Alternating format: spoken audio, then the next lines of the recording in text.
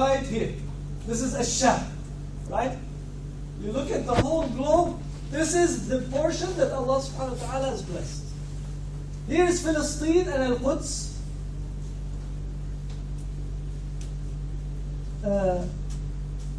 You want to liberate this area, look at the two biggest neighbors of Palestine. Number one, Egypt. Number two, Syria. These two countries are the most important countries if you are thinking of liberating Palestine, even from a historical point of view. When there was a strong government in Egypt and a strong government in Syria, this is the way for liberating countries.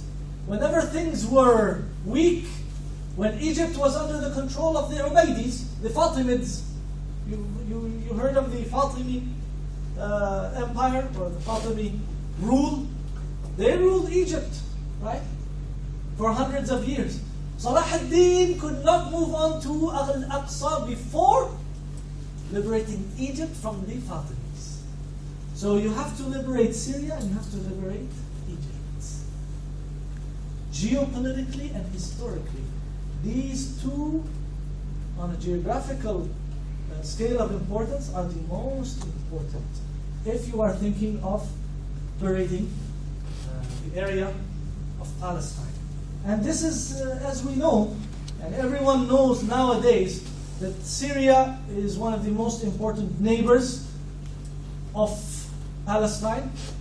And until we get a strong government in Syria, don't dream of liberating Palestine afterwards.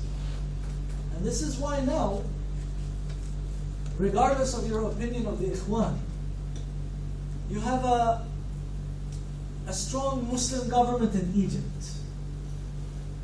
Okay? If now you couple that with a strong Muslim government in Syria, this is the beginning of the end of the Zionists. This is what Israel is afraid of. So, a strong government in Egypt, a strong Muslim government in Egypt, is part of the reason the whole world will not allow the Syrian revolution to succeed. Or a strong Sunni government to come to power in Syria. If Egypt was still weak, if a secular government came to Egypt, at least they would be somewhat comforted. But as you have to see it in the eyes of the West, in the eyes of Israel. These are extremist Muslims, the Ikhwan, right? And they're in power in Egypt. And now these Mujahideen will come to power in Syria? Allahu Akbar. Right? So this is a big no-no. So before the Russian and the Chinese veto, you have an Israeli veto on any kind of success for the Syrian revolution. Some of the crimes of these monsters, these are all children. And not all of the children are lucky enough to die by a bomb. Dying by a bomb strike at least is some form of mercy. But some of them are being slaughtered. Some children are being slaughtered with knives. Their throat is being cut. And you look at all of these children here, and what is filling their pants is urine. I think you can see that from the picture. Out of their fear. Allahu A'lam what they saw before their souls went to Allah subhanahu wa ta'ala. This is a picture of the destruction of Aleppo. So, I'm going to have to extend maybe 10 minutes. Let me just try to explain a little bit more. Do you have questions? Do you have a lot of questions? Or should I keep talking? Am I answering the questions as I go? Keep talking. Better? Better to keep talking? Right. You want to make me even more time? So, Israel is quiet on Syria, to a large extent. They have to be quiet. because they don't see any benefit in speaking. And they are acting more than they are speaking. However, if you look and read their media, you always find both opinions. You always hear the same, the two different sides. Okay? And to a large extent, this is purposeful, just to keep us confused. Do they want the Syrian revolution to succeed? Do they not? Are they with Bashar al-Assad? Are they against Bashar al-Assad? What exactly is going on? Okay? Just maybe a few days ago, a former research director at Al-Mossad, and Al-Mossad, as you know, is the Israeli intelligence apparatus, he said our ability to gather information is best in Syria compared to all of the other Arab countries. What does that tell you? He's able to gather information, strategic and intelligence information, in Syria better than any other country. Isn't that a clear proof of a secret alliance between the two regimes? So what does Israel want? 3 words. It wants to protract the conflict. In other words, it wants to prolong the conflict. At this point,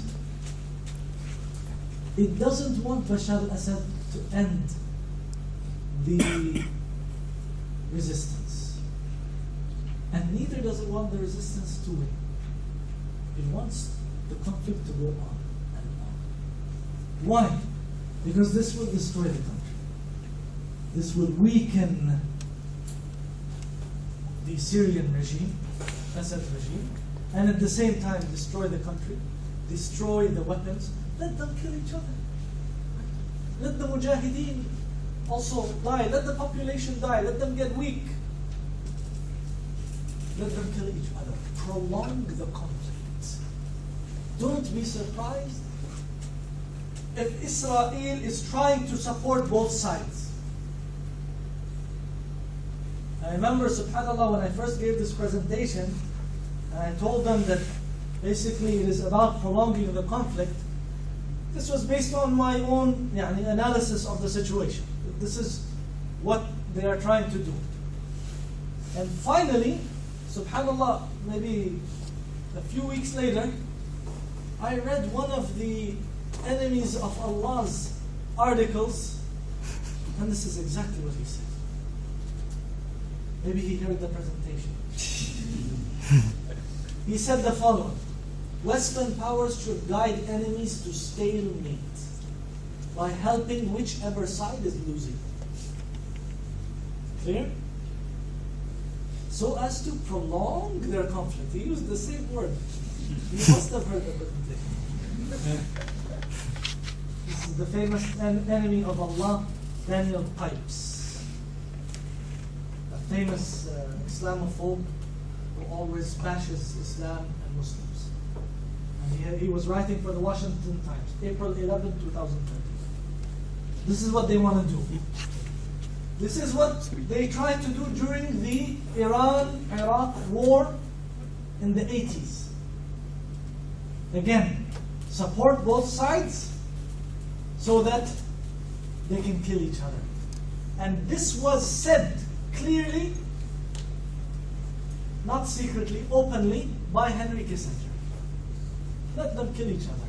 And this is what they are trying to do with the Syrian revolution also.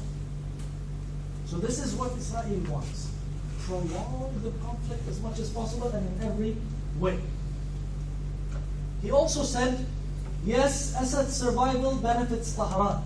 So he's saying basically, he's trying to show Syria and Israel are enemies. The region's most dangerous regime.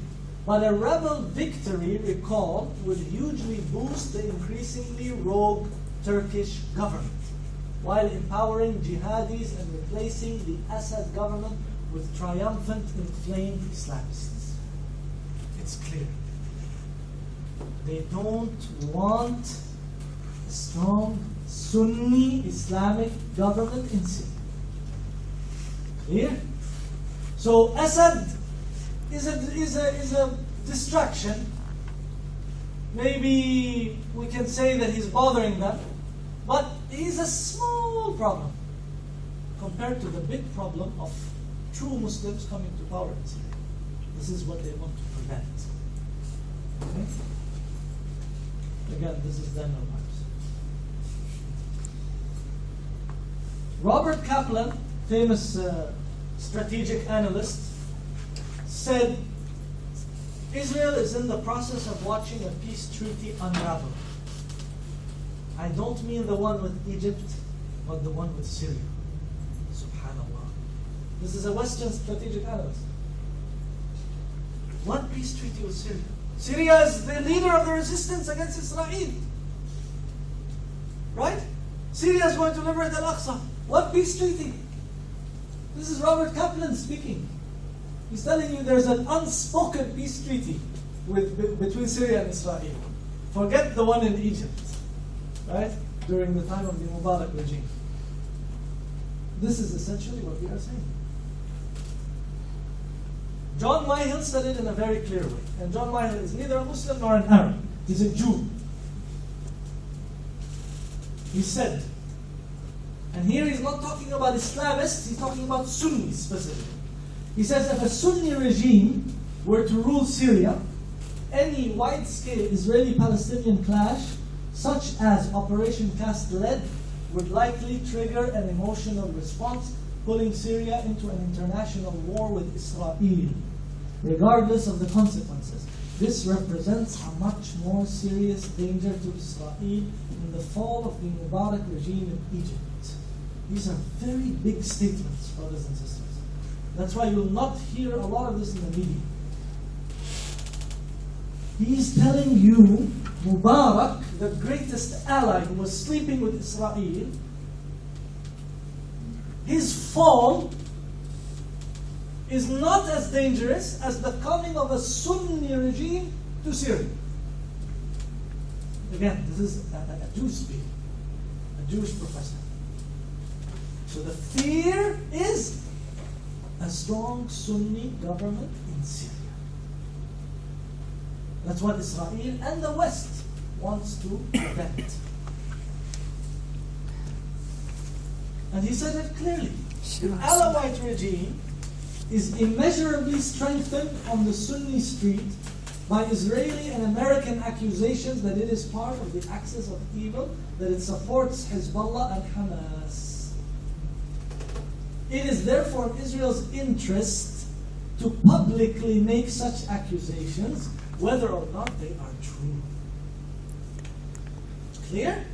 In other words, Israel strengthens Bashar al-Assad when it accuses them of being their enemy, because it just prolongs the lie that the Alawite regime is really an enemy of Israel when it is not the case.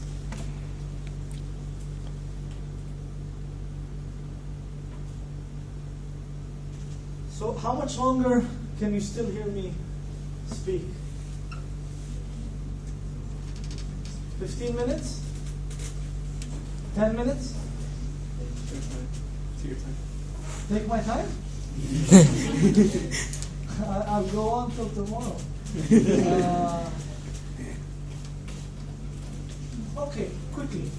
I'll have to summarize. Who are the Alawites? They are followers of Muhammad ibn Nusayr al-Numayri, of Persian origin and from the 3rd century. 3rd century Hijri, talking a long time ago.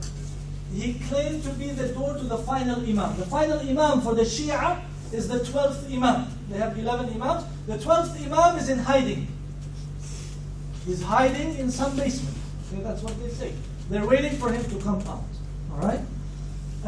So this man claimed to be the door to the final Imam. Nobody has seen the final Imam. He's communicating with him. Finally he said, forget the final Imam, I am a prophet. Okay? So the origin of their creed is believing that this man, Muhammad ibn Nusayr, is a prophet. And that's why Alawites is a euphemism before their real name is the Nusayris. You will not find the Alawis. If you look in the old books, okay, you will find the Nusayriya. They are Nusayriya. Okay? They believe in the divinity of Ali. They believe that Sayyidina Ali is Allah. And this is clear kufr, right? So these are not Muslims. They praise Abdurrahman ibn Muljam. It's a long story. They sanctified alcohol. They almost regard alcohol as holy. That's why you find it everywhere for them. And they used to ridicule the Hajj and so on. And they lived in the coastal areas of Ash-Sham. Just to show you a quick... these people are enemies of Muslims.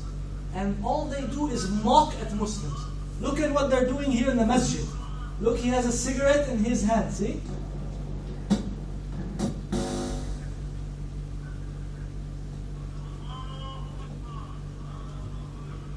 See how they're mocking the salah?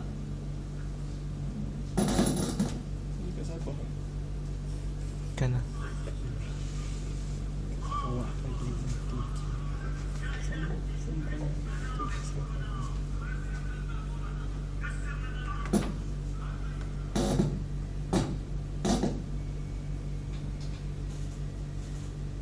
You see the way they were mocking at the salah and at the masjid and this is the way they have been for centuries. Centuries. That's why even during the Crusades, they helped the Crusaders against the Muslims. They played a role in the fall of Al-Aqsa. And now people are believing they will liberate Al-Aqsa because we don't know history. We don't read. Okay? It's a long story. And they had a similar history with the Uthmani Khilafah and so on. And they practiced the same taqiyya as the Shia. So they're always pretending to be friends or allies with the Muslims when they are exactly the opposite. Okay? And this is why, look at what some of our scholars said. Ibn Taymiyyah, when he was talking about them, of course, the Nusayris, the Alawites, are part of what are called the Batini movements. The Batini movements. Okay? And that includes the Druze and the Qaramita and others. And these movements are the most dangerous movements to the welfare of the Muslim Ummah, historically until today. The Batinis have always allied themselves with the enemies of Islam, be it the Crusaders or others. And the Nusayris are part of the Batini movements. Mind you, now they try to show you, no, these are Alawite and they're secular and this and that. The violence, the extent of violence that they are exhibiting in Syria is clear proof that what they are doing is sectarian, is not secular. Because slaughtering children doesn't come under any category other than sectarian hatred. Right?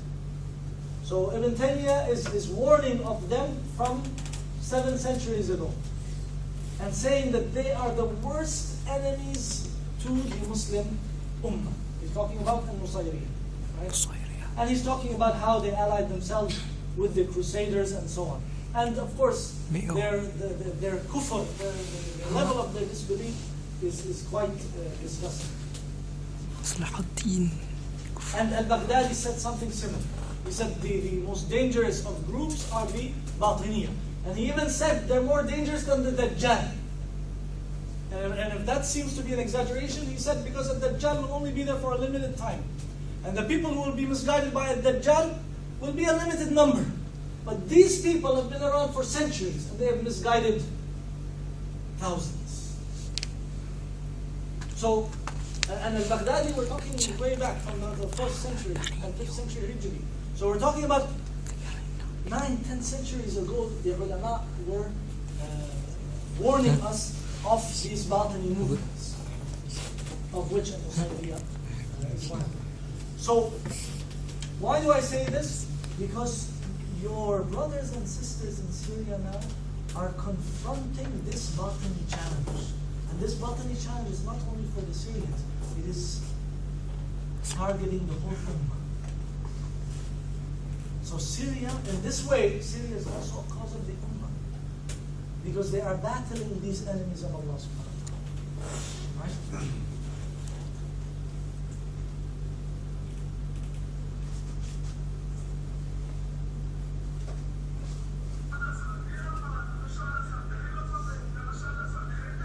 They're torturing this child. You heard what he told them? This is in Homs. He said, who's your Lord? He said, Bashar al-Assad. He said, who created you? Bashar al-Assad. Who do you pray to and worship? Bashar al-Assad. These are the Batinists. This is Bashar al-Assad that's going to liberate Al-Aqsa. They worship Bashar al-Assad. They force people to prostrate, wal-'iyadu billah, to Bashar al-Assad. He's telling them, who created you? Have you seen kufr like this? These are the Batinists. These are the Alawites.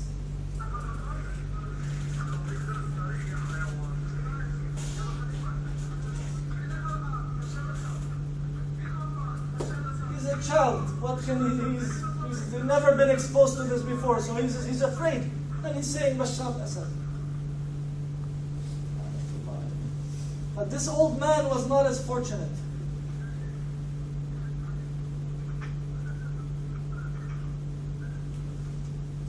Again, who's your Lord? But he doesn't want to say Bashar al-Assad. Can you fix this for that?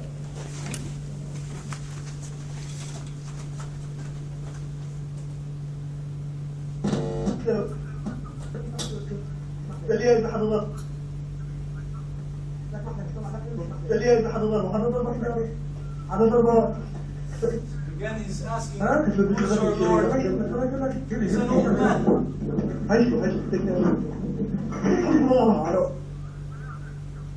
Allah.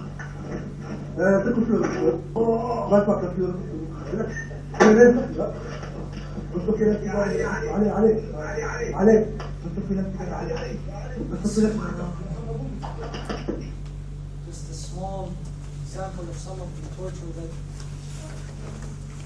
brothers and sisters are experiencing.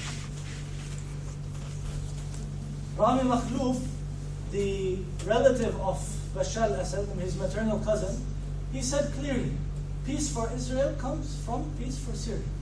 So it's clear. No room for ta'weel. Peace for Israel comes from peace for Syria. You give us peace, we give you peace. This is the leader of the resistance that people thought was going to liberate Al-Aqsa. Kaplan said, an Alawite mini-state in the northwest of Syria could be quietly supported by Israeli security against central Sunni government. Very clear. No room for misunderstanding or confusion. Right? Let Israel support a mini Alawite state against the Sunnis. They don't want the Sunnis. Right?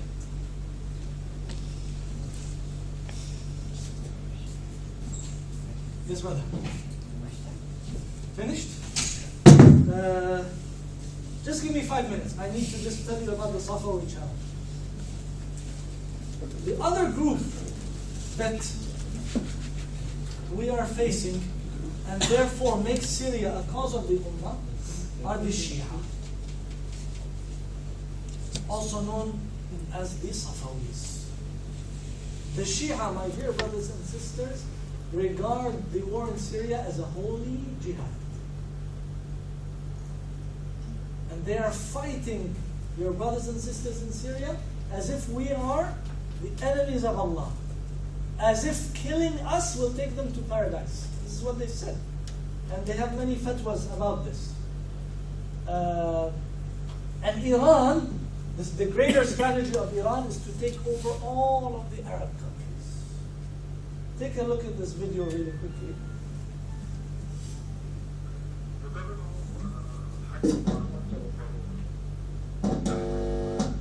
جيش إن شاء الله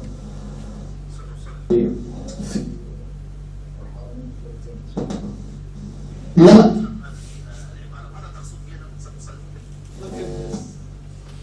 This lunatic He's not a lunatic. He knows what he's talking about. He is a Hizbullah member in Iraq. Hizbullah in Iraq, not in Lebanon. Okay?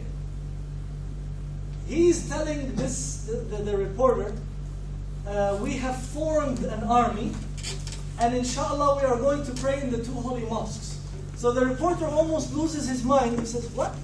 What do you mean you're going to pray in the two holy mosques? Are you going to invade Saudi Arabia? Right?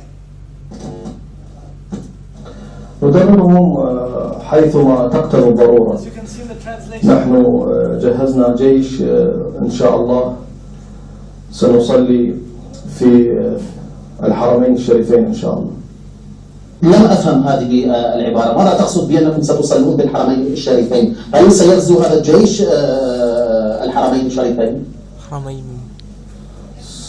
سنقضي إن شاء الله على النظام السعودي الكافر الملحد وعلى كل الأنظمة التي تحارب الإسلام وتجهز شعوبها لمحاربة الإسلام ومحاربة النبي وتأييد إسرائيل وتأييد أمريكا.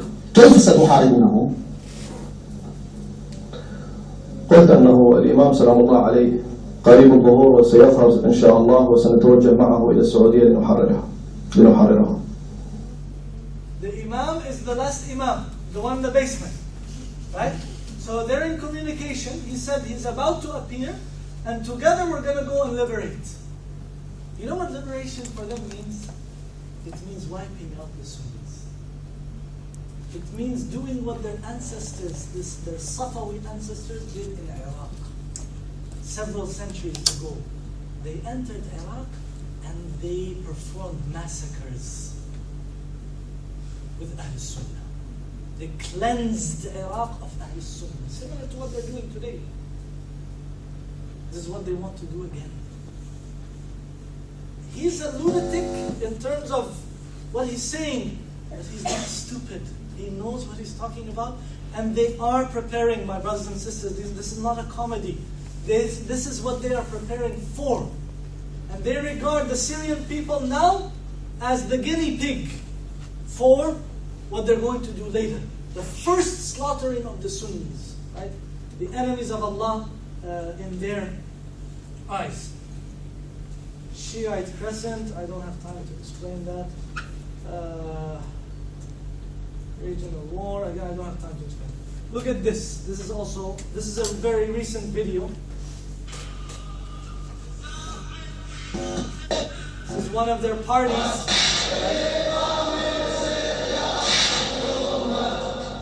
Where they beat themselves. They're talking about Syria. The holy war in Syria that they're fighting. جدح من درع الشرر وخصم مهدينا ظهر جدح من درع الشرر وخصم مهدينا ظهر من حرست ننتظر أول علامة.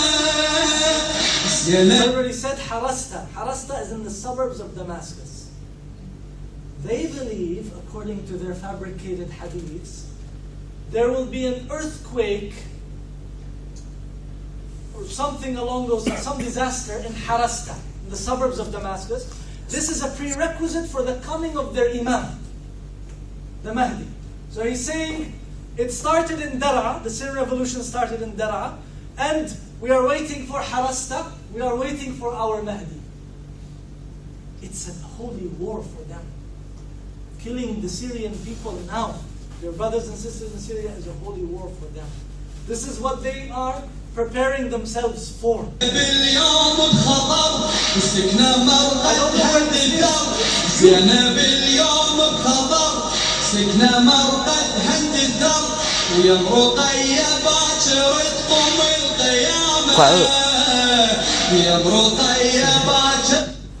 So these are the people that are going to liberate Palestine and Al-Aqsa also. The Shia, the Hezbollah. Their last interest is Palestine. Again, it's a Trojan horse. You know what Trojan horse means, right? It's a Trojan horse. How can the Shia convince the Sunni majority that we are a positive